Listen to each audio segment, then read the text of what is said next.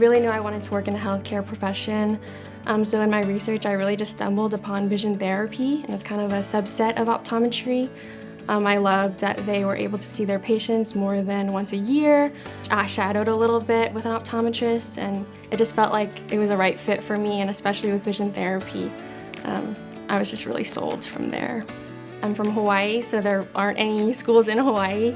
I didn't feel a calling to be in a specific place in the country, so I really applied to a multitude of schools. I think I applied to 9. And during the application process and the interviews, it felt very distant because a lot of it was online, and I felt like SCO was constantly reaching out to me. You know, I was getting calls from ambassadors, I was getting emails from the admissions office, like asking how I was doing. I knew that they would take care of me when I came to visit. They were actually one of the only schools that invited me to come see the campus during COVID after I was accepted.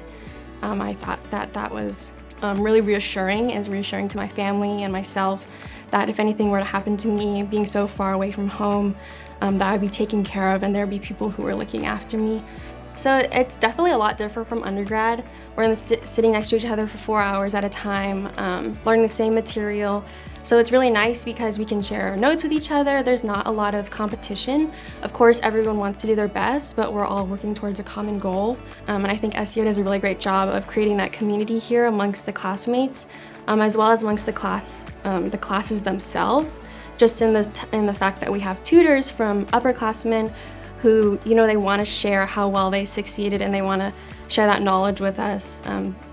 We have a big little system here, so I'm always reaching out to my big, asking the best ways to study for things and what she really succeeded in with these sorts of classes, and she's always willing to give me like answers. So it really is like a community, not just like between the class, but also between all of the different levels of classes, like the first, second, third years. So coming out of class and being in clinic is definitely intimidating, but it's nice to know that, you know, you're in a pod of 4. So there's a lot of camaraderie with that. You know, if you're seeing a hard patient and something's going on, you can kind of collaborate with them as well as the doctor, because if it's a learning experience for you, it's definitely going to be a learning experience for those also in your pod. We have really amazing staff doctors who will congratulate you, praise you when you've done an amazing thing, and of course they're going to educate you and trying to help you through when things just aren't going your way.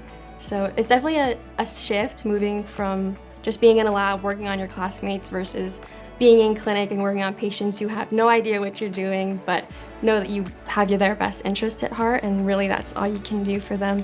I didn't really have an expectation moving to Memphis.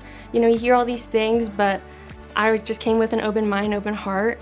I knew that I was spending a lot of time with my classmates, and we all come from different areas, so it's not just about learning the Memphis culture, but also my classmates' cultures and where they come from and kind of the experiences that they've had. Memphis has been a really great learning experience for me, not just learning about the South, but also just like the culmination of what SCO brings together and how we are able to contribute to the Memphis community has been really exciting to me.